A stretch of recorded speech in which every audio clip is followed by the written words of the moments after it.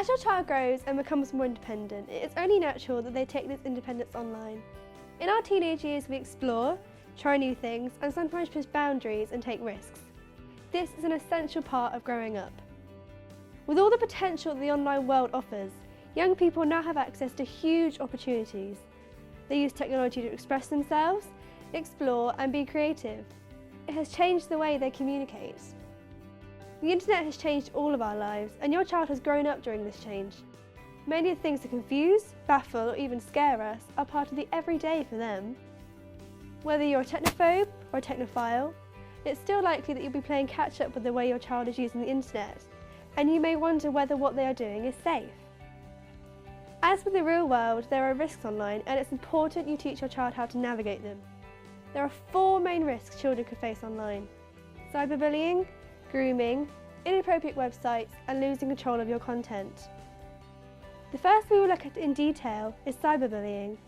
Cyberbullying is bullying, and it's bullying either via a mobile phone or another device, or via a social networking site or a website. They get a sense of confidence when it's on the internet because it's not really them, it's this kind of cyber them, and they say things that they probably don't mean and that they wouldn't dare say face to face, and that causes huge problems. And it worries me that when they then come face to face in real life with that situation, they're not old enough, they're not mature enough to cope with the situation that they've created. They've got a world of ways to communicate with each other, which means there's a world of things that go very, very right or very, very wrong. And I think that's where discussions need to be had. There's a lot of discussions now about being a good digital citizen, and I think that's a really, really important one. It was years have gone since bullying stopped in the playground. Right now it continues online, and I don't think children even understand sometimes when they are doing things like being,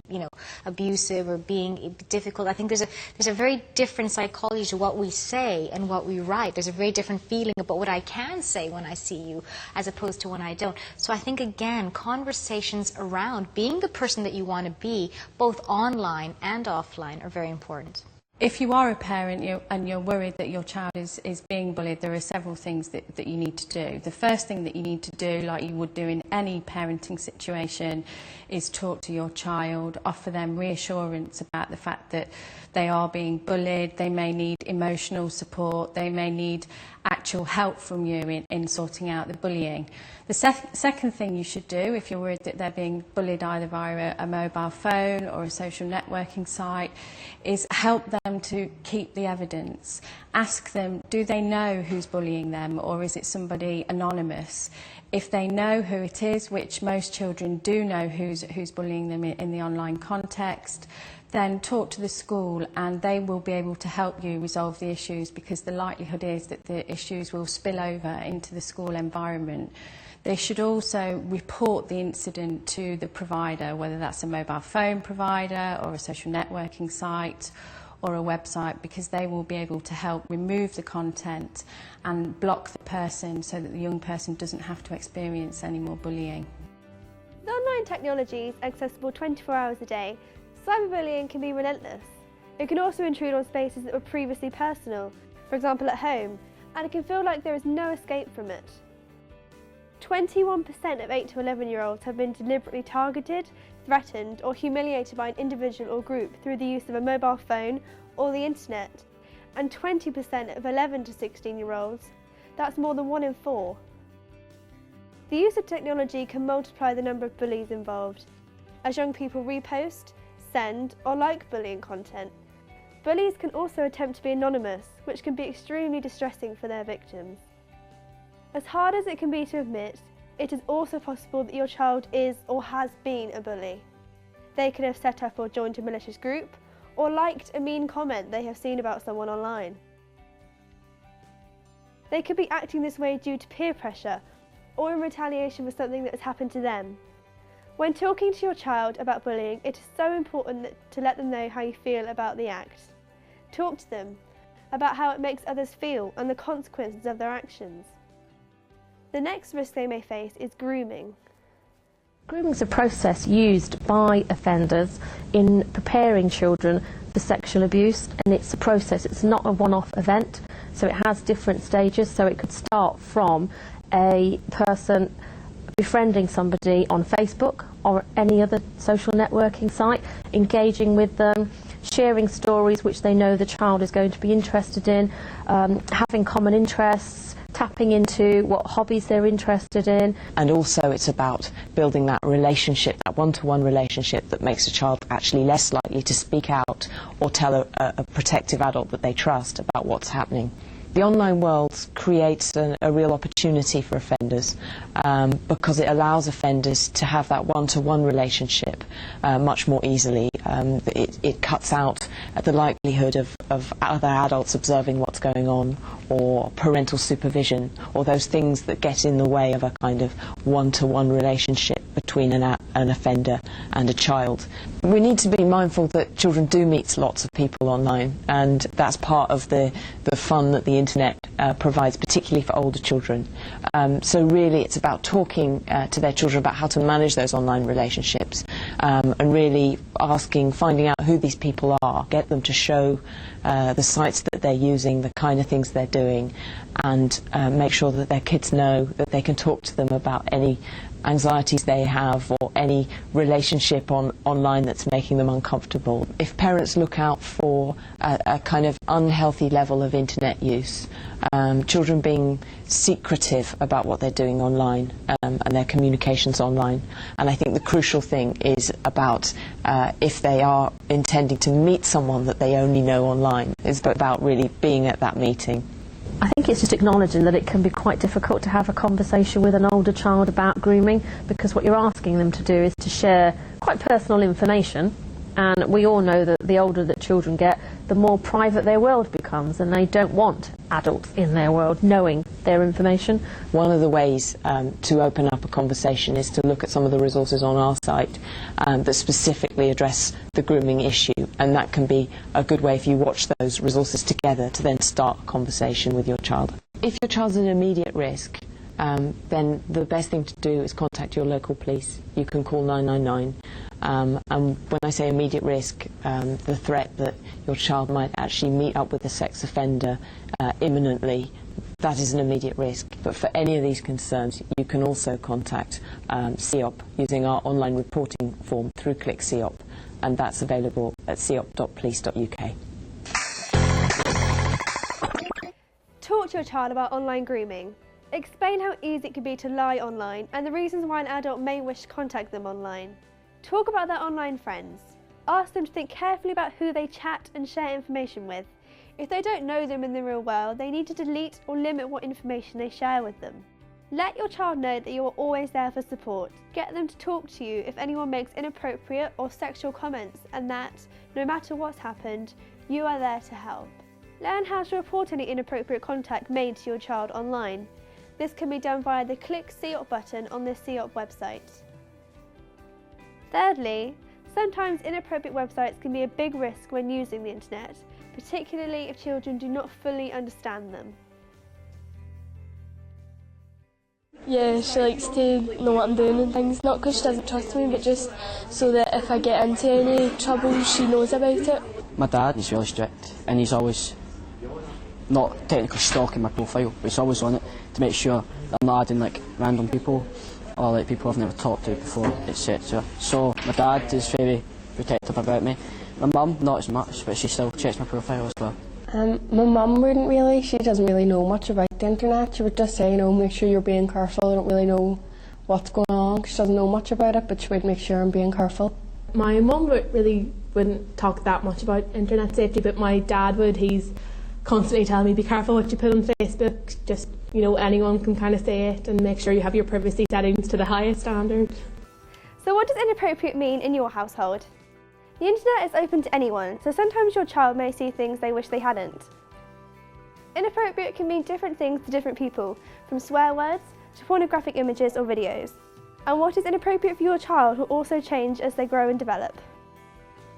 It's important to remember that inappropriate content could also include other content, such as race hate, pro-eating disorders or gambling sites. Only 23% of 8 to 11-year-olds say they dislike inappropriate content online, as do 15% of 12 to 15-year-olds.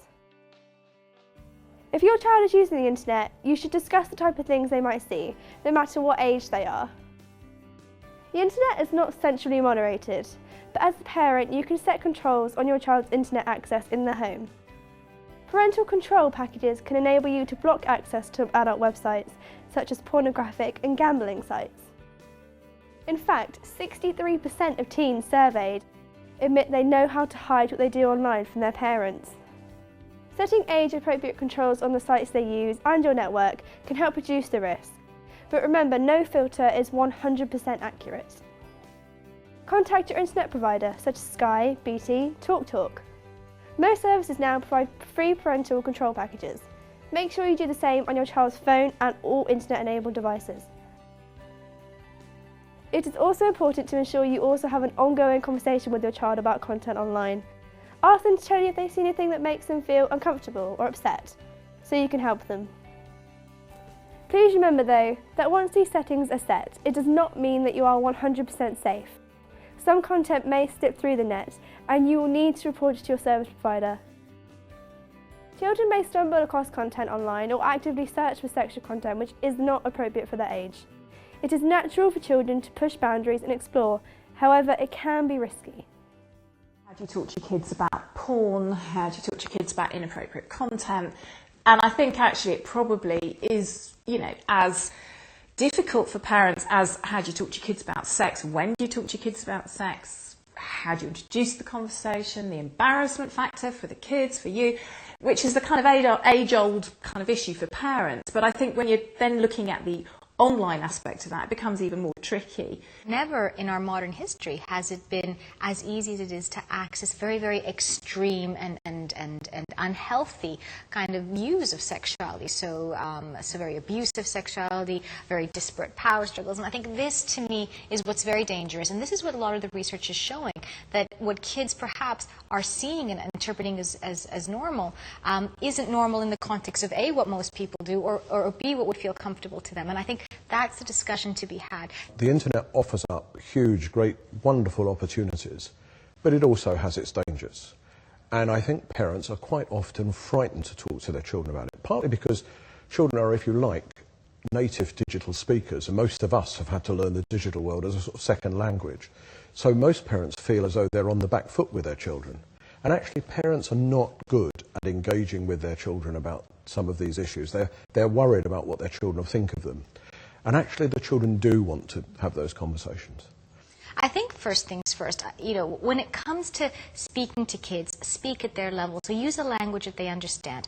When I speak to my little one, I kind of make the point that, the internet is like any kind of place that you'd explore. And there's wonderful things, and there's things that she can absolutely deal with and knows how to, but then there's things that she doesn't have the skills to because she's not big enough, she doesn't have the understanding. So I need to be there to help guide her. So instead of perhaps, using words like inappropriate, where kids might kind of think, is that a swear? What does that mean? Just kind of explain it in terms of something very practical they can understand. The reality also is that a lot of children, particularly early teenage boys, look at porn.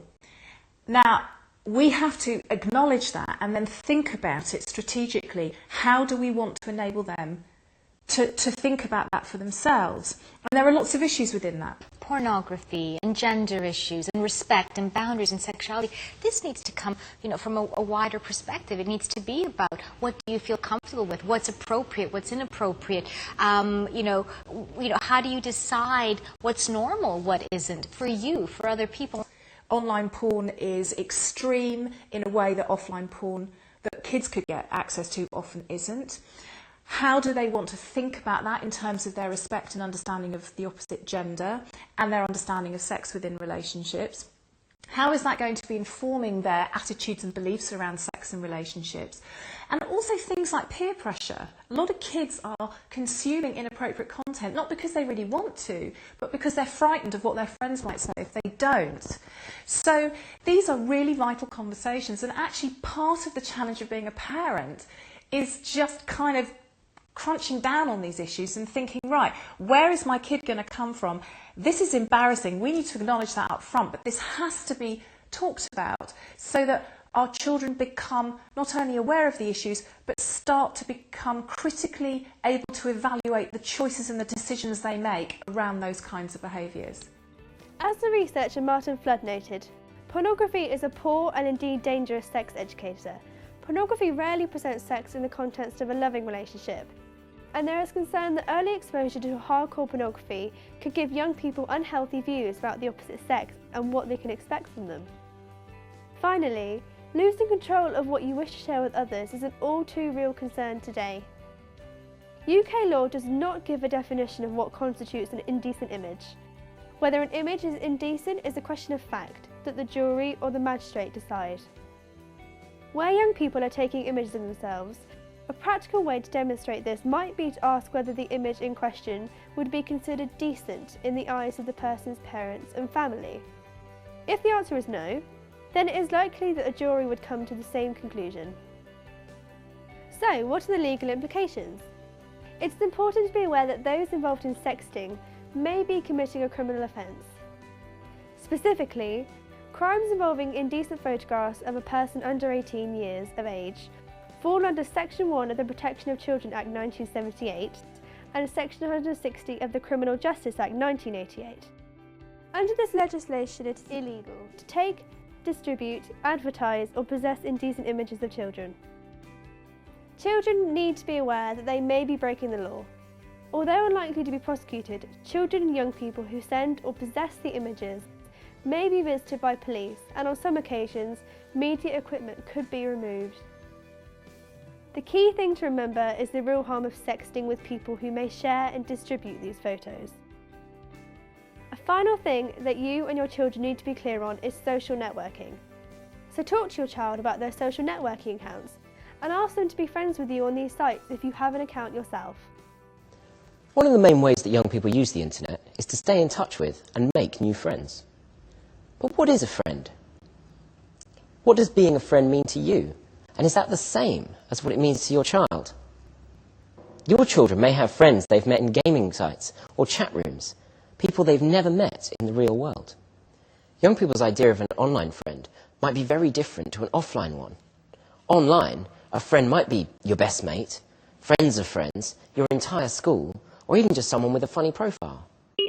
With online friends, they're a mixture. They're people that you do actually know very well in real life. And for many teenagers, they're also the friends of their friends. So it's a bit like, you know, if your child is going to a party, when they go to the party, they're not just going to meet people who are already their friends. They're going to meet a group of people who are the friends of their friends, and that's what makes the party fun. But making someone a friend gives them access to the information that you share. This could be what you look like, what you like, and even where you are right now. Can you trust your friends with all this information? So we offer privacy controls on the service to allow people to publish things to different audiences. So your children, if they've got something they just want to share with their family, can just share it with the 10 or 15 people who are their immediate family that are connected on Facebook. If it's just people in their school, again, your children could share something just with the group in the school if it's relevant to them. And if it's some less sensitive information, a piece of music they're listening to, something like that, they maybe want to share it with this broader group, the friends of their friends as well. Remember, we act differently online to how we do in the real world. It can be much easier to say, do, or reveal things online when we're hiding behind a computer. It can be easier to be mean, aggressive, or flirtatious. In order to be safe on social networking sites, it is advised that you take these simple steps. Ensure security settings are set to friends only. These friends need to be people they know and trust in the real world. Only allow them to post content and photos they wouldn't mind showing you. Try your very best to be friends with your child on Facebook or other sites. Learn how to report an issue directly to Facebook. For more information on any of the points raised in this video, please visit the following websites, and remember, stay safe.